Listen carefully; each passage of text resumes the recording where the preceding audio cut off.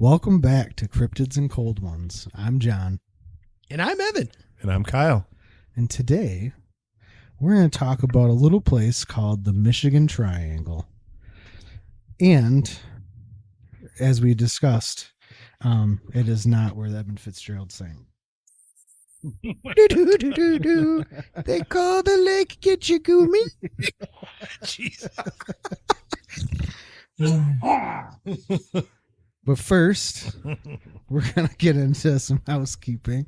Housekeeping. Want me fluff pillow? Our link tree will be in the show notes, where all of our socials will be there. Facebook, Instagram. We got a Patreon we're working on, so stay tuned for that. Buy our stuff. Yeah, buy our stuff. We just put a Sorry John's Dad shirt on there. It's a hot commodity. So make sure you get that with your Sorry John's Dad stickers. And actually, I'm excited to drink this beer. you're making weird noises. Yeah. Old man noises. John's dad gave me a very special beer, and only one of them. So since Because he doesn't love you that much. because it was his last one. Oh. It was the last one in the fridge. Oh. And since Kyle doesn't like IPAs, I am the chosen one. He is going to review it. Yeah. But let's get started. Give me a hell yeah. What? Evan and I are drinking Bat Squatch from Rogue Brewing. In Oregon. It is a hazy IPA. It's 6.7% alcohol. And Oregon has physician-assisted suicide. What the? wow. We've started early Kevorkian. today. Wow. Started early. I miss old Jack. I give this 4 feet. I like it does have some tropical citrusy notes. I've never had this before. I think this is an extremely good IPA. I am going to, I give it 4.75 feet. It's pretty good. It's pretty good. Yeah. I got to speak on the grain belt. It is the friendly beer, American lager. So last week we did Budweiser, old red, and that made me feel all violent domestically. This is smooth. I can see this is a friendly beer. Less domestic violence. Yes, less domestic They violence. have quite a collection of different brews from Grain Belt, and they're all good. They have a blueberry one. They have one called Northeast. Oh, I've had that one. You have had that one. this is definitely a 4.5. It tastes kind of, dare I say, Corona. Hmm? Yeah, it's good. It's very good. Thanks, John's dad. And sorry, John's dad. So Kyle had to go to the ER because he fell out of bed and hurt his elbow. What had happened was I woke up in the morning feeling like P. Diddy. Oh, that's a song, and I don't feel like P. Diddy. Scratch that. I reached over to check my phone, and I ended up on the ground. My wife asked me, what happened? And I was like, oh, the phone dropped. And I wake up Kyle. and my elbow exploded into this huge lump. And long story short, about a week later, went to the ER and He keeps telling me beforehand, he's like, it's broken. I'm like, no, man, it's not. You got a tennis elbow or soft tissue injury. and I go to the ER. Well, first, no, I go to the Ready Med, and they're like, oh, you got a blood clot. So I'm like, cool, gonna die.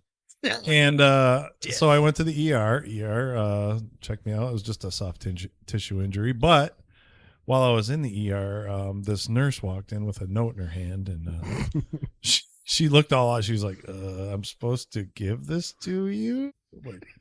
And it says, say sorry to John's dad. The note. So, John's dad is works in that area. So Yes. we won't get specific. Yes. But I thought that was like getting flowers from the homies. That was great. So Oh, also, Dr. Evan was 100% You were. correct in his diagnosis. I thought I popped the cap on that bish. But, oh well.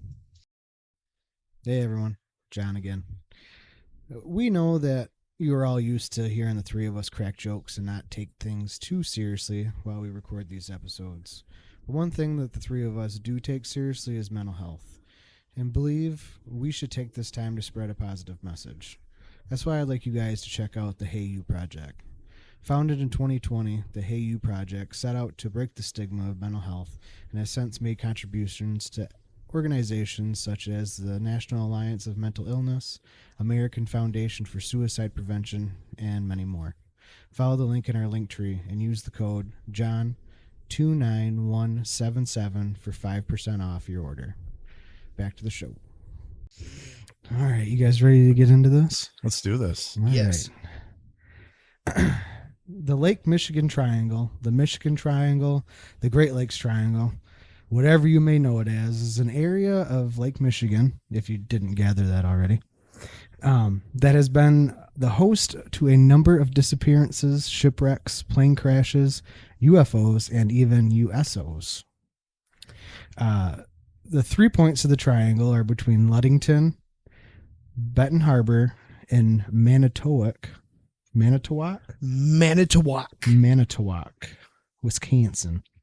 They have cheese. They do have cheese.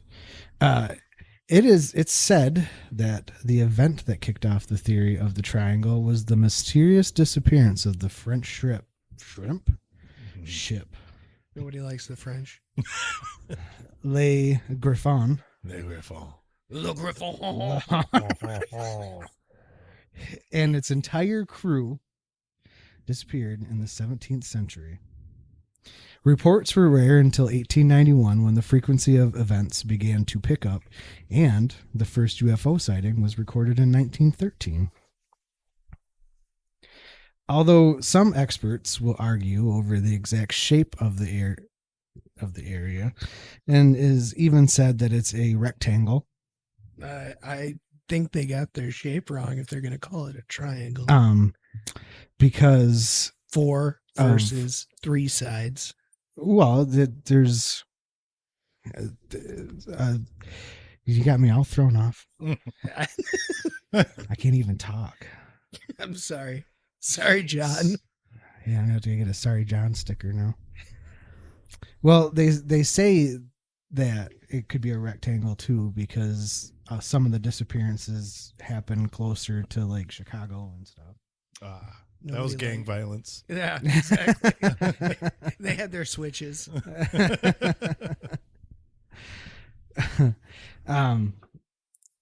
Glonk. Jesus. Oh, we're in for an acoustic evening, aren't we, Yeah, we boys? are. It was a rough day. I needed to just. It's rough already. So the Lake Michigan Shipwreck Research Association would like you to believe that it's a myth, and that the Lake Michigan has no more wrecks than any other lake in the Great Lakes. There are two major frames of thought to explain the events in the triangle: natural and, of course, paranormal. It's believed that many of the wrecks and disappearances could be contributed to wind waves, which are caused by the elongated shape of the lake and the fact that the shores are parallel and unimpeded. Impeded. Peed. Urination. Piss. All right, sorry. I'm gonna have to bleep you guys. The north to south orientation of the lake, coupled with the regular wind patterns, would allow the waves to reach great heights and would have dangerous currents and even riptides. Wind waves can be as small as a ripple or reach up to 100 foot tall. Have they recorded any that tall? And I didn't find in Lake Michigan if they were that tall, but they have been recorded in other places. Like the gales of November? It's also said that I'm just going to carry on that magnetic deviations and declination. I can't talk. Words. Me fail English? That's impossible. Mag- I'm not allowed at the deep end of the sandbox anymore because that's where I saw the leprechaun, and he told me to burn things. Jesus. Magnetic deviations in declination could be the cause. Lake Michigan deviates 4 to 5 degrees westward, although vehicles with navigation equipment should be able to overcome this, and experienced sailors and pilots could be confused by it. Now, the proper theory behind the events, the paranormal.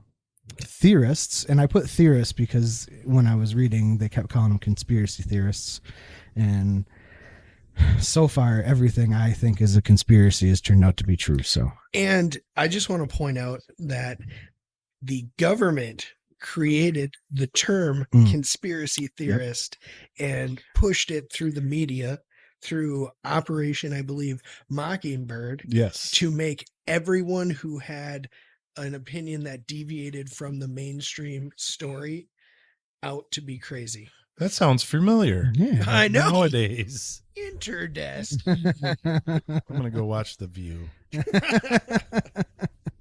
Palate cleanse. So, theorists believe that Lake Michigan is a negative energy vortex.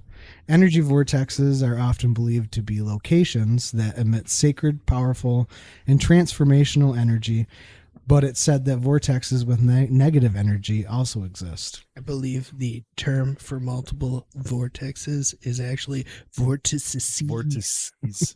But it's a lake. It's not a sea. A main example of this would be ley lines, which Lake Michigan has one running right down the middle of it. It's also believed that the vortex could be caused by a prehistoric structure under Lake Michigan that wasn't discovered until 2007, and it's often called the North American Stonehenge. It's under Lake Michigan. It's underwater. Yes, That I did not know about it's that. right outside the Grand Traverse Bay. No way. And I will discuss it later on in the episode. Oh, okay. Okay. I was going to look it up, but yep, go ahead. Another explanation: aliens. Alien. It's aliens. It's aliens. yeah, Cue the aliens guy. yeah, that guy. Did he have a weird Greek name or something? Yeah, I don't remember what his it name was is. like Papadopoulos. I'm gonna look that up because that's my job. Thanks, Jamie. As I mentioned, one of the first mysterious incidents in the Triangle was the disappearance of the Le Griffon. Say like that forever now. On September 18th, 1679. The crew was docked in what is now known as Green Bay. That's in Wisconsin. What was it known then? I don't know. Well, you said what is now known. I don't know what it was. Green then. Bay It has the didn't say. Packers. It didn't say. Okay. And was loaded with 12,000 pounds of fur and was to travel to Lake Erie. Unfortunately, they never made it, and no remnants of the ship were ever found. It was believed by some that the ship was boarded by the Ottawas and the Potawatomis. Potawatomis. That's what Potawatomis. I know that from grade school. Yeah, Potawatomis. Potawatomi. Who then murdered the crew and burnt the ship. Ah. Based. They had it coming. I mean, they were French. They had it coming. Although the ship's builders believe the crew sunk the ship and made off with the fur. We can use this fur to build a casino. In May of 1891, the schooners Thomas Him and Rouse Simmons were set to travel back to Hackley Hume Lumber Mill in Muskegon, that's in Michigan, after unloading lumber in Chicago, that's in Illinois, but encountered a squall, not James Squall. I just want to sing a sea shanty right now. Wait till he's done with his pair. Okay, I'm sorry. We'll record this whole thing over again. Oh, the year was 1778. Oh, I wish I were in Cherbourg now. When a letter of marque came from the Queen to the scummiest special I'd ever seen. God damn them all. I've been told we'd cruise the seas for American gold. We'd fire no guns, shed no tears. I'm a broken man on a Halifax pier, the last of Barrett's privateers. God bless your ADHD, Evan. That's Goodness, I want to unplug your mic. Hey everyone, it's John. I just wanted to take a second to talk about our friends over at Deemed Fit. Deemed Fit was founded by two first responders, and they focus on fitness and mental health, all through donating to causes like Tunnel of Towers, Beyond the Badge, P.S. I Love You, and more. Join us as we help them along by following the link in our link tree and using code Cryptids15 for 15% off your order. Now back to the show. Sorry. that was beautiful. Do you guys know any sea shanties? No, you wish to share? I just know the stuff I wrote down to talk about. Okay, I'm done. So they encountered a squall, and the Rouse Simmons returned to Chicago, and the Thomas Hume, I spelled it two different ways, so I don't know which is right, continued on. Theories included it simply sunk from the storm or collided with another ship. In 2006, while searching for a lost Navy aircraft, A&T Recovery found the Thomas Hume completely intact. Due to the cold water 150 feet down, the ship showed no signs of collision, and it was concluded that it sank from the storm.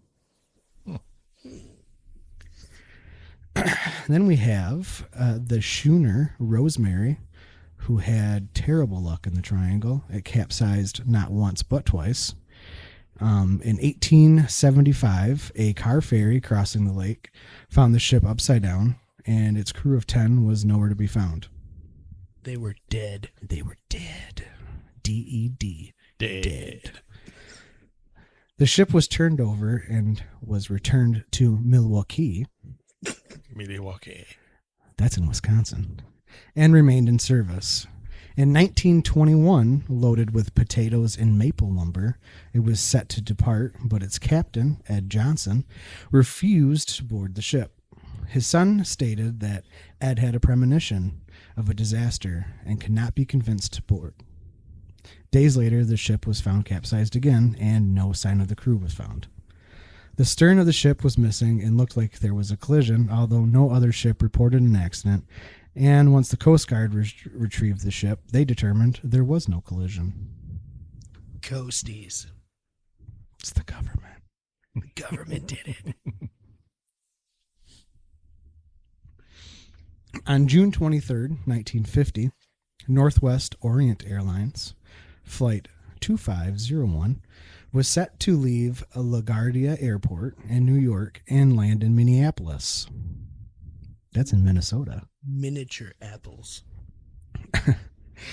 They were carrying 55 passengers and 3 crew, and it was reported there were thunderstorms and possible squalls along the route. So Captain Robert Lind requested to descend to 4,000 feet instead of the 6,000 he was assigned. As they approached Cleveland, that's in Ohio. Come on down to Cleveland Town, everyone. Under construction since 1858. All right. You guys, if you listen to us, we ranted about that a couple episodes ago. Hastily made Cleveland tourism video on YouTube. Check it out. We are going to single-handedly be responsible for an increase in views on that video. We'll just keep pushing it. So as they approached Cleveland, he repeated the request and was instructed to lower to 3,500 feet to avoid collision with another aircraft in the area. At 11:13 p.m., the plane made its last transmission, which was a request to lower to 2,500 feet, and was declined as another plane was leaving Milwaukee at the time. Shortly after, locals between Benton Harbor and South Haven reported hearing an aircraft flying low to the ground before witnessing a flash of light over the lake. Ooh. The next day, the Coast Guard found an oil slick and partial debris roughly 18 miles northwest of Benton Harbor. And in the days following, they would find human remains, such as ears, hands, bones, a seat armrest, and pieces of upholstery. They had to close down certain beaches due to the amount of debris washing up, but were never able to find anything large, and most debris was no larger than what could fit in your hand. It's believed it simply crashed into the water due to the weather, but it's believed it could have been struck by lightning or taken by a UFO. Aliens. As 2 officers in the area reported red lights hovering over the lake just 2 hours before the plane disappeared. And another interesting fact, in 1962, a piece of Sputnik 4 fell onto the shore in Milwaukee. It's not the original Sputnik, though. No, it's not. That's why I said 4. Don't speed on ya. Vladimir Putin. I don't. And it left a peculiar green glow in its wake. And the town now has an annual Sputnik Fest. Plutonium. Comrade. Speaking of which, thanks for listening, comrade. Oh, yeah. We have one in. We have a Moscow, Russian listener. Moscow. In 2007, Mark Hawley, a professor of underwater archaeology at Northwestern Michigan, was searching for shipwrecks near the Grand Traverse Bay and discovered the mysterious stone formation now called the Lake Michigan Stonehenge. It's believed that the stones were placed 9,000 years ago, a few thousand years after the last ice age, and well before the Grand Traverse Bay existed, and even show a petroglyph of a mastodon. That's really interesting. Yeah. I never knew about that. I'll show you guys pictures of it. It's like it's really clear on there that it's a mastodon too. Huh. I bet you there's a lot of habitat for fish in the area, so like I bet you people are fishing there all the time. Yeah. Solid spot. They are located 40 foot under the water, and unfortunately not much has been discovered about them since being found. The stones are placed in a circular formation, indicating that they were placed purposefully, and are not the only Stonehenge-like structures in a circular fashion in Michigan, as there is also one on Beaver Island. I was aware of that one. There is an estimated 1,500 shipwrecks in the lake, with only 300 being found. And between 1942 and 1945, there were over 200 plane accidents with 128 losses, many of which were World War II aircrafts. And since 1990, at least 50 have been recovered. Jeez.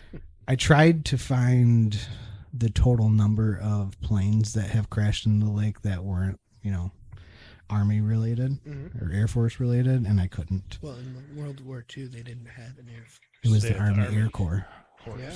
Just like Corps. we didn't have the Space Force. I was behind a dude in the Space Force, and he was on the highway the other day. Who's actually in the Space Force? I don't know. He had a license plate, and he was wearing the uniform. The uniform, what is it? Like a space It's, outfit? No, it's like blue dress blues, Did he look like dress a, uniform. I think it's kind of like an Air Force, but like darker. Was it Yeah. Navy or something? yeah. Yeah. interesting? Interdasting. So they don't wear OCP? No, their camouflage is black with a bunch of white dots on it, so they blend in with the stars. So they get blown out the airlock. It's just like, you can't see. Until I explode from the vacuum of space. I always thought it was weird that the Navy had blue camouflage because, like, if someone falls in the ocean, how are you going to find them? They don't want to find them. Well, it's well known and documented that Navy guys float with their butts in the air. Lots of semen. That's Well, John and I are former Army. That's why we can make that joke. We can. Evan can't, though. Merchant Correct. Marines. I don't know. That's we had a new guy start at work a few years ago, and he was a Marine, and my boss was like, would he get offended if I told him I'd buy him lunch on his first day and I just hand him a box of crayons? And I said, coming from you as a civilian, yeah, he would probably be Oh yeah, pretty yeah. offended by that. But if I did it, and him knowing I was in the Army, he would probably think it was funny. And so he never did it. But I shouldn't have said anything just to see what would have Oh happened. yeah. Workplace violence. Yes. Violence. I was going to cover some of the UFOs, but there was a lot of them, and I didn't want to take up too much time, so maybe I'll cover that in another episode, but I see we blew through this one pretty quick. I'm kind of interested in the whole Stonehenge thing because my wife used to watch this show where this lady like goes into like a mini Stonehenge in Ireland and like goes back 500 years. And It's called Outlander, and it's no, in it's not. Scotland. It's not that one. It's some, I don't know, some love story about Scotland and this lady from the modern times. But I mean, like a lot of that stuff that they put on TV and whatnot and movies, kind of is tied into, Stuff and- Yeah, so Yeah, we're stuff talking like that, about like- art imitates life. right. They're just trying to desensitize everyone to it. Yeah, Yeah. exactly. Like- Before they pull off the Right. lid on it. It's just like everybody knew that Oswald didn't kill Kennedy because of all the movies and shows and stuff like that. And now documents are coming out. It's like nobody's even surprised. They don't even care. Right. Well, and they like, oh yeah, we just want everyone to know that aliens are real, and we're like, Like, we already that's knew cool. that. Yeah, we Like, knew that. That was a wild year. Yeah. Like nobody It's cared. like we that- don't But, give a like, shit. What were they really hiding from us? Exactly. What was that distracting us from? It's the Federal Reserve. That's exactly. I've always heard the theory that they're saying it's too scary to even bring to light. Like they said it could be tied in spiritually, these aliens interdimensionally. Yeah. That is kind of weird. Yeah, I that will would say that would get our, because we're in like a 10-minute news cycle. It's that something new every 10 minutes. Yeah. Back then with all these like shipwrecks, it's like, oh, you got to wait weeks or months to get news and things. And Excuse me while I translate this from the Morse code to put it in the news headline when we just found out about it from like 3 months ago. Right. Could you imagine if we still had to use Morse code now? It'd be like every article is just X post, imagine texting in Morse code. 140 characters. They taught that in Boy Scouts Morse code. Do they really? Yeah, I never learned. I forgot it. I didn't. I wasn't a Boy Scout. I had this like Ninja Turtle communicator that had What the yeah, it had Morse code on it, and you pressed a button and it showed you how to do the dashes and dots to spell things out. I never learned how to do it, but I thought it was relevant to talk about right now. So, yeah, I mean, what are you guys? What are your thoughts on the triangle? Do you think it's energy vortex or aliens or? Well, on the Ninja Turtle tip, Michelangelo once said, wise man once said, you never pay full price for late pizza. But yeah, I thought you were going to get philosophical. yeah, that was about as philosophical as Michelangelo. I'm kind of focused on that whole portal idea, with the Stonehenge and whatnot. Yeah. But, And the ley lines too. I right. mean, like we know for a fact that different things are caused by ley lines. Right. Like, and there's obviously something they're making deviations in a compass and Mhm. navigational equipment. So what's to say there isn't some sort of natural force that is causing these shipwrecks and plane crashes? Yeah, because I mean, Yeah. in 3 years, 200. Yeah, that's just wild. Like, Well, I mean, okay, was that during World War II though? yeah, it was. Yeah. It was. They were like testing aircraft for the war. They And did not pass the test. Yeah, they did not. They did not. Plus, you have if it were naval aircraft, right? Mhm. From Great Lakes Naval Academy or whatever, if they were teaching people how to fly out of there, Yeah. you're talking a lot of super inexperienced pilots that they're just pushing through as Right, fast as yeah. they can. So, I mean, that could account for that possibly. I mean, I'm not trying to. I feel like Yeah. they're. Possibly, but not that many. Jesus. I mean, That's- that would be. They would have to.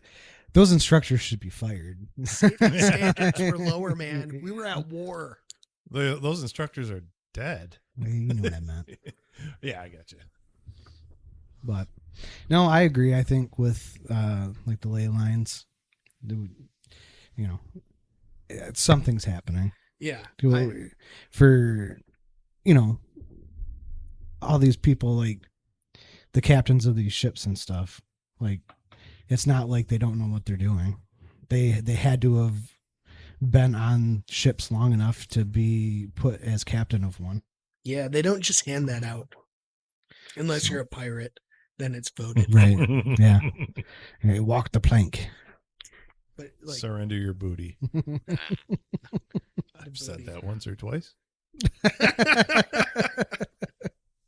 Sorry, honey. We know she doesn't listen. No, she does. She will listen. So yeah, I mean, that's, like I said, I'll start covering. I'll write up an episode on the UFO sightings and stuff. I didn't Yeah, I want to know. hear that. That'll be cool. I didn't know how much time it would take to get through Well, everything else. So. Have you guys, just a side note, like, have you guys seen anything weird or like UFO-esque type? I actually did. I actually called you. Yes, You're you did. asking this question. We a want question. more content. Okay, fair enough. Bring it. So I was driving my daughter, who for nearly the first 2 years of her life would not sleep unless you took her for a 30 to 45-minute car ride each night. This was during the New Jersey area drone thing Oh, too. yeah. It was also Yeah. during the drone thing in New Jersey. That is true. So I guess I might have been looking up a little bit more because there was all that stuff on the news and like the UAP stuff and all that. And I've been driving around and all of a sudden I see like, it looked like somebody was like hanging Christmas lights in the sky. They were red initially, then they switched to. So they like one would turn on and or they just drop. No, they were all, they were at the same time. So it Oh, was okay. like, It was just a string of lights. it was essentially like a string of lights, but there was maybe less than 10, but more than 4. I don't know the exact number. I didn't count. 7. We'll go with 7. 7. There was a decent amount of these lights though, and they were red when I initially saw them. Then they like faded to white, and then they were red again, and then they were gone. And I kept driving down the same road. Like I'm looking up in the air and I'm like kind of looking at the road and looking back up in the air. Like, Yeah, you got a child in the car. I got a child in the car. So I'm trying not to get in an Yeah, accident, man. but I'm Why also, don't you just text like the rest of us? yeah, I know. Right. Jeez. Well, yeah. And typically I would text Kyle randomly, but I called him because I was like, this is weird. And You he's- called me too. I called you too. Yeah. Yeah. I called you both. And I'm just like, I have no clue what these things are. I was like, I don't know if I saw a UFO or what, but they weren't like fully stationary. Like they were kind of moving around a little bit, but not really. And this was in Bay County, Michigan Yeah. area. So I have no clue what they are to this day. I kept like, I think they were moving. Like, Okay. I mean, in a direction, but I'm not 100% certain. Well, they're just moving away from you. It would have Yeah. just looked like they were sitting still. Exactly. So I'm not certain. I never caught up to them. And like when they went off, like when they went to red and then nothing, I didn't see anything else. And I know there's a lot of windmills out there. So I'm like, the next day I'm driving, doing the same drive that I do every night with my daughter, getting her to sleep. And there is windmills all over the place and they have red lights, but none of the right lights that are red switch to white ever. yeah, and they just blink every and they just couple blink. seconds. It wasn't like this. So I have no clue. You had suggested it might be a drone or something. That's Yeah, but then you said those lights, more lights than just one, and then Yeah. were they kind of like in a straight line? they were like, they could have been in a straight line. Yeah, you but were driving. I was driving. It was hard to tell. So Yeah, so yeah, that's Yeah. wild. And that area is like mostly like farm fields and whatnot too. Yeah, So There's not that- a whole lot. that's what out made me ask about the drones. Maybe some rednecks out there like, yeehaw. yeehaw. I seen him doing this in New Jersey. I want to do it too. I He's seen seen a a sighting. I seen Oh, it. jeez. We did not get abducted. No There was no lost That- time. I was gonna say that you know of. No, there was no lost time. anal probing. His No. fit- he can still hear his farts the next day. So, what about you? Have you seen anything weird in the sky? Not really. nothing that's really like been imprinted on my mind as, no, I seen that thing, you know. I remember seeing Starlink for the first time when they start popping off those each satellite, and you're like, ooh. I was like, oh, that's not as cool as I thought it was. Like I thought it was, UFOs, just, coming from the mothership, and that's like everyone on Facebook's like, no, that's Starlink, and I'm like, Oh man, I was so excited to have a sighting. Yeah. But yeah, we'll cover the UFOs at a later time. sounds hot. Yeah. Oh yeah. Oh yeah. Kool-Aid man. So yeah, I guess We're gonna round it out. And yeah. Don't forget, it's never too late to escape into the woods and become the cryptid that you always wanted to be. Good night, guys. good night, everyone. The year was 1778. How I wish I was in Sherbrooke now. A letter of marque came from the king to the scummiest vessel I've ever seen. God damn them all. I was told we'd cruise the seas for American gold. We'd fire no guns, shed no tears. Now I'm a broken man on a Halifax pier, the last of Barrett's privateers. Oh, well, Sid Barrett cried the town. How I wish I was in Sherbrooke now. For 20 brave men, all fishermen, who would make for him the Antelope's crew. God damn them all. I was told we'd cruise the seas for American gold. We'd fire no guns, shed no tears. Now I'm a broken man on a Halifax pier, the last of Barrett's privateers. The Antelope sloop was a sickening sight. How I wish I was in Sherbrooke now. She'd a list to the port.